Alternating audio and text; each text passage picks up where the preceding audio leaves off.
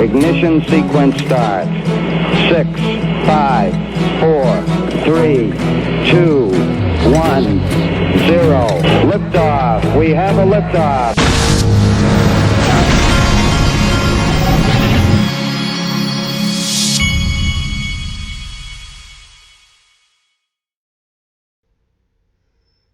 Hey everybody, this is the Digital Asset Investor, and I just had a Fiesta burrito at the Waffle House. My sons wanted me to take them to the Waffle House this morning, and every once in a while I recommend everybody going to the Waffle House. It's a pretty cool place. They have good coffee, and it's not that expensive. But anyway, I had a good burrito, and they had some good waffles. I've been doing the low carb thing, and so the burrito, their breakfast burrito there is pretty strong. Okay, now I'm going to do something today that I don't do often.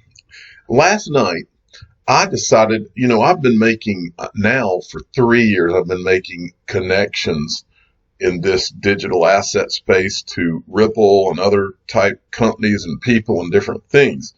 So I thought as an interesting exercise for a lot of, I think it'll really bring home to you just how big a part of this whole industry Ripple is. And it'll really tie some things together in your mind, probably like it did mine. It's interesting when you do nothing but talk about digital assets in Ripple for 3 years, you don't even realize how much information you've accumulated in your mind. And by going back and watching one of the first documentaries on this space, everything, all of a sudden you're like, aha, there's a tie right, oh, there. So I'm going to show you the ties that I found when I went back. I had watched this documentary. This documentary is from a while back. It's called Banking on Bitcoin. You can go on YouTube and you can watch the whole thing. But I think that when you watch what I'm about to show you, when you see me tie this all together, I think that you're going to be pretty shocked by how all of this happened. Okay, so here we go. All right, now the first thing that you have to understand is that there were two core things that were at the foundation of when Bitcoin first came about.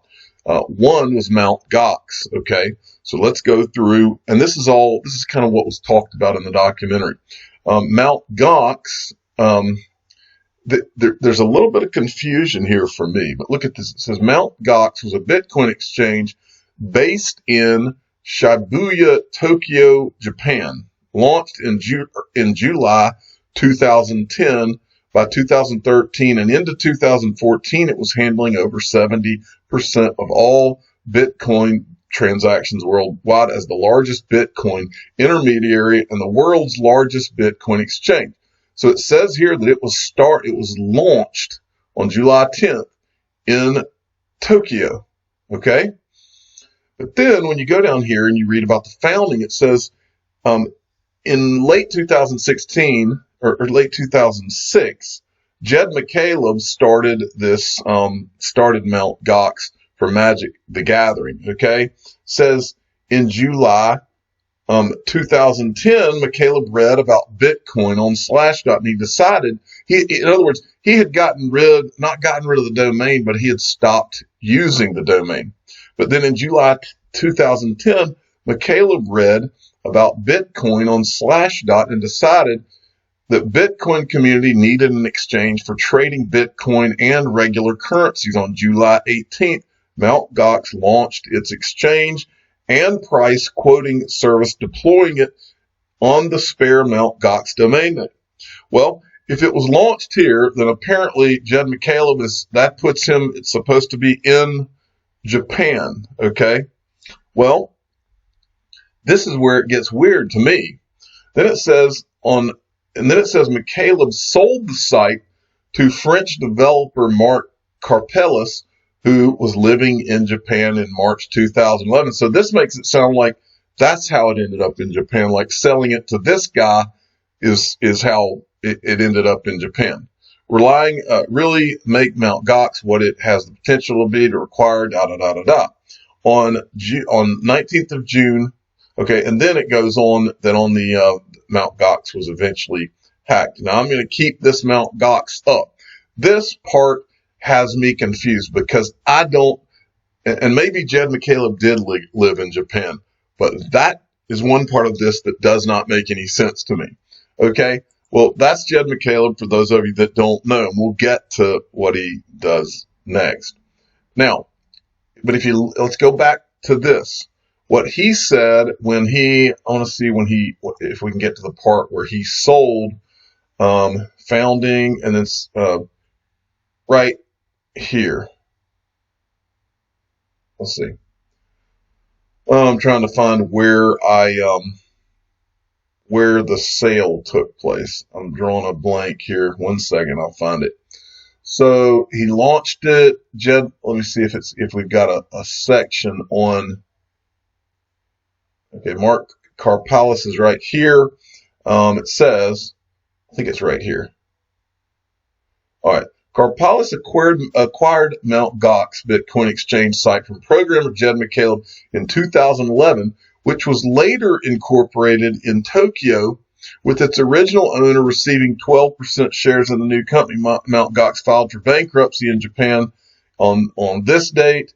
Now, I need to go back because Jed McCaleb has a quote in here that it's important that you see. Okay. McCaleb sold it to Mark Karpelès in March, and he said to really make Mt. Gox what it has the potential, it would require more time than I have right now. So I've decided to pass the torch to someone better able to take this site to the next level. Well, in the documentary, Jed McCaleb says something a little different, that he sold it and it had to do with regulations. Watch, this is from the documentary. Jed essentially threw this site together and put it online without too much thought. It immediately took off, like much faster than I thought it would. And then I realized that in the US, there's all these regulations you have to comply with. There's a lot of like legal risk around like money transmissions. Jed essentially sold it to the first person he found, who was Mark. Okay, so for me, I don't think Jed McCaleb lived in Japan at all. I don't think it was started in Japan. I think it was started in the U.S., which there's all sorts of red flags that go up there. This guy really seems like somewhat of a patsy, the same way that the guy that the guy that shot John Kennedy called himself a patsy. That's where I remember that from. But anyway, this guy seems like some kind of a patsy in this situation. All right. So, and he looks totally unequipped for any of this, but this guy his name is Mark Karpelès, and Mark Karpelès is apparently this French guy who happens to be living in Japan, buys this, and he's more or less, from what I could read, he's like a nerd type guy and isn't really a businessman and isn't equipped to do this. Eventually Mt. Gox gets hacked. It's all caught up in all of this stuff. Okay. So, but here it says that, he was subpoenaed to the Treasury and he didn't go, and then he sought to appear in DC. This Karpelès guy eventually, was found guilty of fraud and he was sentenced to a suspended year in jail, bottom line. And because Mt. Gox was tied into this Silk Road thing. Silk Road was also tied in the documentary to this guy. This is Charlie Shrem.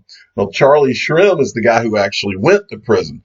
And an interesting story, I showed you, I think, in a video yesterday where this guy is interviewing, and this is kind of why I thought to do this. This guy was interviewing Jed McCaleb and talking about the good old days, right? So they knew each other back then. Charlie Shrem started BitInstant, okay? And BitInstant, basically what was going on, I mean, just reading between the lines, is that this Ross Ulbricht had started this Silk Road, which was like an underground thing. And then they eventually, the Ulbricht guy is communicating not just with BitInstant, but with Mt. Gox. So, but you can't tell if it was between the handoff of Jed McCaleb and this Karpelès guy. So then you've got, so anyway, the bottom line of what happens is the Silk Road ends up, they're trying to be able to get around the law, I guess. They're using Bitcoin and they're using the BitInstant exchange to get around all of that, to get around their bid instant, and they were using Mt. Gox is what the thought pattern is here. Okay, and then later, the Winklevoss brothers, right about the time that this guy gets busted, the Winklevoss brothers invested. But Roger Ver also invested. And this is where it gets interesting, because Roger Ver to this day lives in Japan. Okay, and this guy I actually met when I was in Singapore. And then when I was in Vegas, a week or two before Singapore, myself and Mr. B are sitting at a table, and Charlie Shrim is sitting at the table next to us. I didn't talk to him, but now I wish I had. Okay, so Winklevoss had invested, and Roger Ver had invested. So here is Roger Ver, and here's Charlie Shrim. And then you also had this guy, I'm drawing a blanking on his name. He's the guy that runs that Shapeshift now, and he's also in the documentary. So basically, the way this all ended, and this was all around 2011 or somewhere in there. This guy goes to jail. This guy goes to jail. This guy does not go to jail. This guy is convicted of fraud, and serves like a suspended sentence. But this guy gets off now, or maybe. I think the thing that we're led to believe here is that he sold it. But the question is, did he know something? Because in the Wikipedia, he says that he just didn't have enough time. But then in the video I showed you, he says that it was the regulations that scared him, and so he sold. But out of all of these guys, he's off scot-free. Roger Ver does not get arrested. Now, Roger Ver had been arrested before all of this, because Roger Ver, and it was for selling fireworks or something online. But two guys out of all these, and this guy does not get arrested either. He goes on to start Shapeshift. But Roger Ver and the Winklevoss brothers, of course, they were just investors. They weren't involved in it anyway. And these two guys could easily have just been investors that really didn't know what was going on. But anyway, so they don't get arrested. But interesting thing is this. 2 out of the 3 guys that don't get arrested, one of them, Jed McCaleb, then turns around and goes and starts, quote, starts Ripple in 2012. Roger Ver comes with him in 2012, as he said in the video I showed you last week. Then Roger Ver is the guy that's paying David Schwartz's salary to come on board and help with Ripple. Now, you fast forward to 2014. You've had all this controversy around Bitcoin and all this stuff. I believe that 2011-12 is when the U.S. government, and they all said, okay, we got to figure this thing out. We got to do something. So now you've got Jed McCaleb at Ripple. You've got Roger Ver at Ripple. You got David Schwartz being paid by Roger Ver at Ripple. Then you fast forward to January 31st, 2014. These are the New York Department of Financial Services hearings, okay? And look at the people that they have at the hearings. There was several sessions, okay? At this particular hearing, you've got Barry Silbert, who goes on to found the Digital Currency Group, who was one of the first investors in both Ripple and Coinbase, and also has on its board Glenn Hutchins from the New York Federal Reserve. You got this Jeremy Liu, you got Fred Wilson, who's a partner at Union Square Ventures, and you have the Winklevoss brothers. Remember the Winklevoss brothers? Watch, here's a clip from them. I think that much good will come of this in the same way that much good has come of the internet. And it's important, and I trust that you all will ensure that we don't get in the way of that good from happening. Thank you very much. Thank you, Mr. Wilson. That is Ben Lawsky, who is the guy that's running the show. He's the guy that created the bit license. After all of this, that's what this was all about, is to create the bit license. And of course, Ripple is one of the first companies that got one. So he is the guy that issues it. For that testimony. Turn it over. to Cameron Winklevoss. I don't know if you were both planning to testify one at a time. That's fine, or however you want to do it. I was just going to read a statement on behalf of both of us. Great. Okay. Thank you. Good morning, Superintendent Losky, Mr. Alter, Ms. Filipakis, and Mr. Syracuse, and other members of the Department of Financial Services. Okay, we're not going to watch all that, but the point is, I don't remember exactly what I think these guys were trying to get some type of license to do for a Bitcoin trust or something. Anyway, bottom line is, if you're wondering, to this day, I mean, I'm just assuming here, but to this day, these guys, they now run the Gemini exchange and they won't list XRP. I believe to this day, I've always believed to this day, these guys still have a beef with Ben Losky. Well, what does that have to do with Ripple? We'll show you here in a second what that has to do with Ripple. But first, let's look at this. Gemini has refused. This is from Rob Licker in response to someone. It says Gemini has refused to list XRP because Ben Losky is Ripple.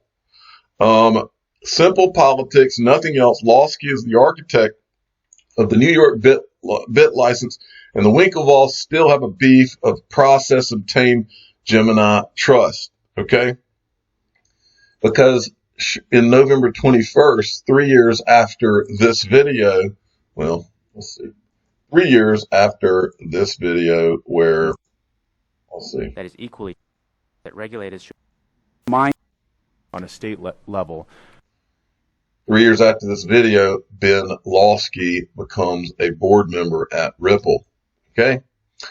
And there's your Barry Silbert, who's also, let's go back. Barry Silbert is on the panel. He's an investor in Ripple. Jeremy Liu, what about him? Would he have anything to do with Ripple? Because there's Barry Silbert. There's Ben Losky. And this is Andreessen, who's an investor in Ripple, and Union Square Ventures. Let's see here. Wait, this first I was doing Fred Wilson. Union Square Ventures is right. So Andreessen and Union Square Ventures blockchain investments and bets. So Andreessen Horowitz is an investor in Ripple and in Coinbase. Union Square Ventures is Coinbase. They're both investors in Coinbase. Okay. So you can see how things kind of overlap. All these people know each other. All right. Now let's go back. Who's Jeremy Liu, the partner at Lightspeed Venture Partners? Jeremy Liu. Whoop. Looks like Lightspeed is also an investor in Ripple. Okay, Brad Garlinghouse, Jeremy Liu, partner, Stephen Thomas, CTO. Now, let's go to this is the next, this is another, you can see my computer's like fouling up these videos here. Let's go, and there were several sessions in these virtual currency hearings back then, so let's look at this one. Ed W. Felton, professor of Computer Science and Public Affairs and Director of the Center for Information Technology Policy, Princeton University. Now take a look at this guy's resume, folks. He's Princeton University, Professor of Computer Science and Public Affairs, Board Member, Privacy and Civil Liberties Oversight Board. Okay? Co-founder, Chief Scientist, Off-Chain Labs. This is Off-Chain Labs. That's him right there. Let's go back to his resume. Oh, look. From January 2015, right, the year after the hearings I'm showing you, to January 2017, Deputy U.S. Chief Technology Officer. And then, before that, Chief Technologist at the Federal Trade Commission. All right? So this guy is big time. All right? But let's go back to what his title is. He is the Director of the Center for Information Technology Policy, Princeton University. I decided that I would type the name of that organization in at Princeton University and type Ripple in and look what pops up. They call it the CITP for short. Joins Ripple University research collaboration to accelerate innovation in blockchain and cryptocurrency. According to Edward W. Felton, who's the guy we're talking about, CITP director, there has been a surge of interest among Princeton students to advance their understanding of cryptocurrency and blockchain technology. This partnership with Ripple will further enable CITP's students and researchers to explore the nuances of the real-world applications of these technologies. Does my son need to draw you a picture, folks? And then who else do we have? We've got Susan Athey. Well, This is when Susan Athey joined the board of directors at Ripple Labs, April 8th of 2014. She was speaking to this board on January 31st of 2014. She gets added to the board in April of 2014. Who else do we have here? Let's see. Mark T. Williams. Decided to go read up about Mark T. Williams. Freeman Lecturer, Chair, Executor in Residence, Master Lecturer, Finance. Decided to go look down and look. Thought this was interesting. In 2014, which was when they had these hearings, he provided congressional testimony on the risks associated with virtual currencies. Similar presentations were also made in 2015 at the World Bank and the Bretton Woods Committee. Go figure. All right, and so then we have, and I'll wrap it up here. I just wanted to show you that they had representatives from Coinbase at these hearings, representatives of Circle, who are the biggest companies standing, folks. Ripple, Circle, and Coinbase. Okay, at this point, other than the investment companies like Blockchain Capital and different ones. Well, speaking of Blockchain Capital, who else was there? You had Charlie Lee at the hearing. Charlie Lee, and these two right here are just attorneys, and so I didn't really get into them. But Charlie Lee, the creator of Litecoin, who also seems to have had some kind of a free pass. I don't know if he issued Litecoin in like Switzerland or something. I don't know how he did it, but for some reason he created Litecoin, and he's been able to get a free pass all along, and has not. He was one of the ones that never was put in jail or anything like that, and he's at every conference you can go to. He was at the Litecoin conference that I went to in Vegas last year. But you think Litecoin, I think Ripple, because Charlie Lee is one of the advisors at Blockchain Capital, right there. And you'll never guess who Blockchain Capital is an investor in. That would be Ripple. I'm the digital asset investor. I'm not an investment advisor. This is for entertainment purposes only. Please subscribe and hit the like button.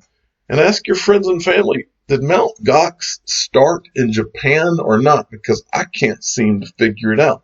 Thank you for listening.